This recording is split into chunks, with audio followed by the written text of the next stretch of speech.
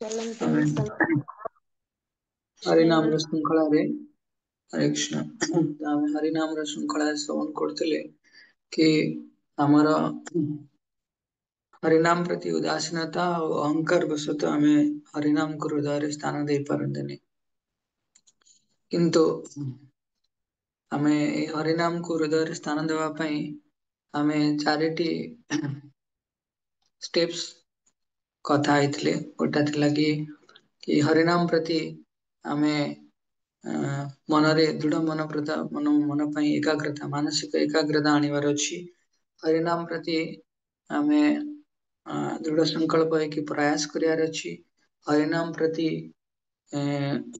ଆମେ ତଳେ ଭଗବାନଙ୍କର ନାମକୁ ଗ୍ରହଣ କରୁଛନ୍ତି ତ ପୂର୍ଣ୍ଣ ଭରସା ରଖିବାର ଅଛି, ବିଶ୍ୱାସ ରଖିବାର ଅଛି। ଆଉ ହରିନାମର ଇଷ୍ଟ ଭଗବାନ ଶ୍ରୀକୃଷ୍ଣ ଆଉ ଶ୍ରୀମତୀ ରାଧାରାଣୀଙ୍କ କୃପାକୁ ଯାଚନା କରିବାର ଅଛି। କିନ୍ତୁ ଆମର ଅଶୁଦ୍ଧତା କାରଣରୁ ଆଉ ଅନେଷ୍ଟି ଡିଭୋସନ ଏଇଟା ଆମର ନାହିଁ। ତ ସେଇ କାରଣରୁ ଆମେ ହରିନାମକୁ ହୃଦୟରେ ଠିକ ସେ ସ୍ଥାନ ଦେଇ ପାରନ୍ତିନି। କିନ୍ତୁ ହରିନାମ ପରମ ଦୟାଳୁ ତେଣୁ ଭଗବାନଙ୍କର ଅପେକ୍ଷା ବି ଆହୁରି ଦୟାମୟ।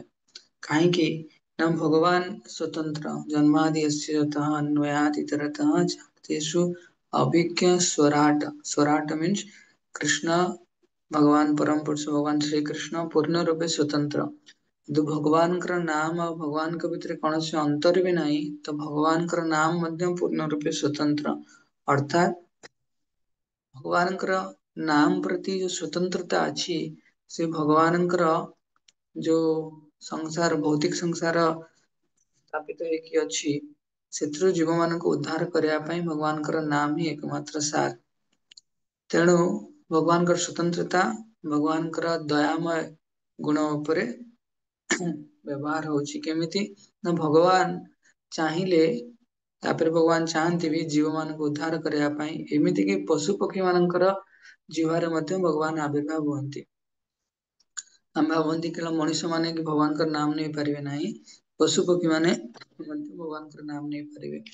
ଭାଗବତରେ ଏହାର ଦୁଇଟି ବିଶେଷ ଉଦାହରଣ ଦିଆଯାଇଛି। ଗଜେନ୍ଦ୍ର ଯେତେବେଳେ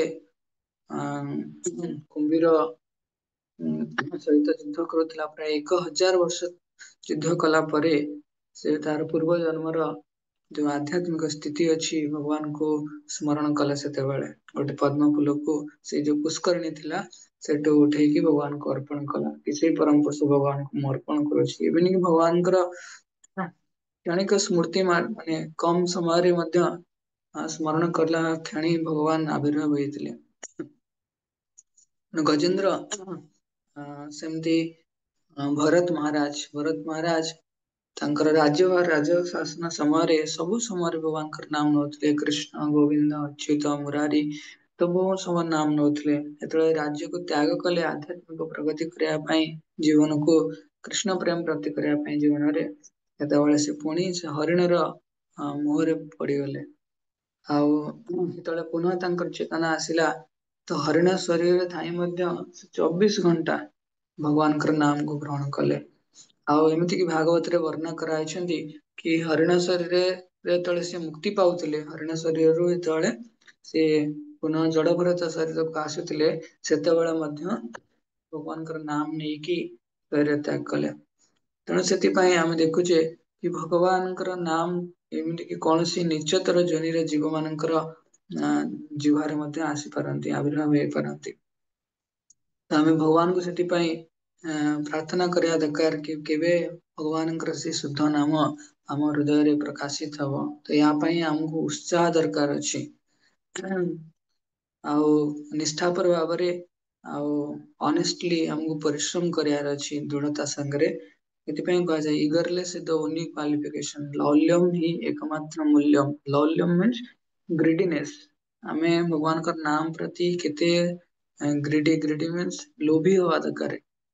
ଆଉ ଦୁନିଆରେ କେବଳ ଲୋଭର ଗୋଟିଏ ଅବଜେକ୍ଟ କହିବା ଦରକାର କି ଭଗବାନଙ୍କର ନାମ କୃଷ୍ଣ କଥା ଶ୍ରବଣ କରିବା ଭଗବାନଙ୍କର ନାମ ନବା ତ ଭଗବାନଙ୍କର ନାମ ନବା ପ୍ରତି ଆମେ ଯେତେ ଲୋଭ ପ୍ରକାଶ କରିବା ଏତେ ଇଗରନେସ୍ ଉତ୍ସାହ ଆଣିବା ଆଉ ଯେତେ ନିଷ୍ଠାପର ଭାବରେ ନାମ ପ୍ରତି ସଜାଗ ରହିବା ସେତେ ଆମେ ଭଗବାନଙ୍କ ନାମକୁ ଅଧିକ ଧାରଣ କରିପାରିବା।